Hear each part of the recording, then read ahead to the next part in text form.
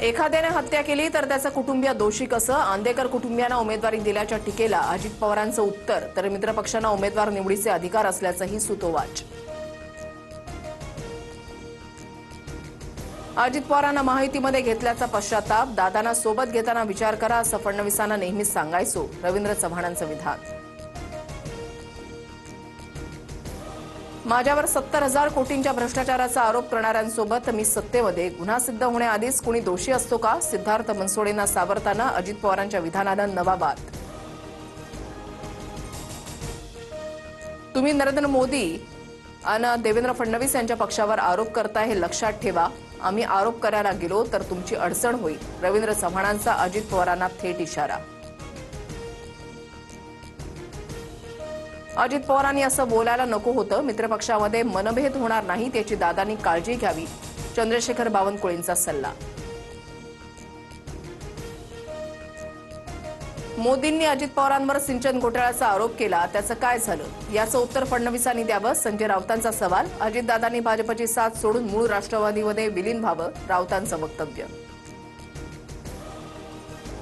मुख्यमंत्री आणि गृहमंत्री आमच्याकडे, दमात घेऊ नका, हलक्यात पण घेऊ नका, चंद्रकांत पाटलांचा अजित पवारांना अप्रत्यक्षपणे इशारा.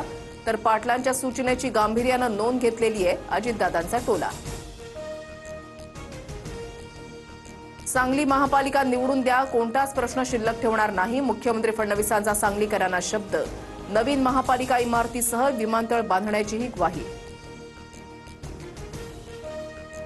इचलकरंजीचा चेहरा मोहरा बदलून टाकू, 15 तारखेला तुम्ही आमची काळजी घ्या, त्यानंतर आम्ही 5 वर्ष तुमची काळजी घेऊ, फडणवीसांचं मतदारांना आवाहन.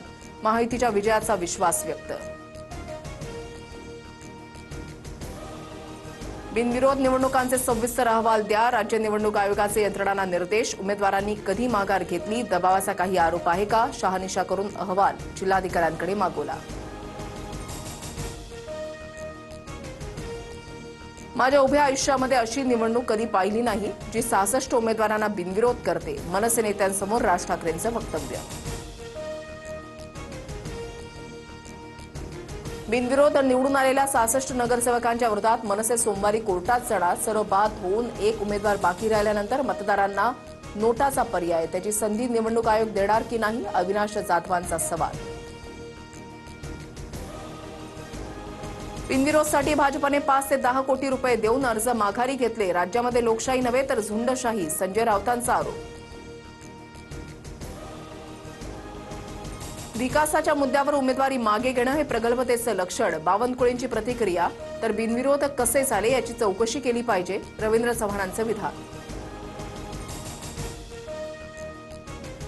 महाराष्ट्रामध्ये नंबर 1 ची मतं देऊन निवडून दिलं तरी एवढं संकट नशिबी, मात्र मौका सभी को मिलता है, प्रचार सभेत धनंजय मुंडेंचं सूचक विधान.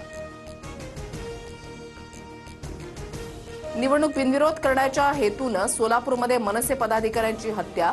काँग्रेसच्या प्रणिती शिंदेंचा भाजपवर गंभीर आरोप. मवियाच्या उमेदवारांनाही धमक्या येत असल्याचा दावा.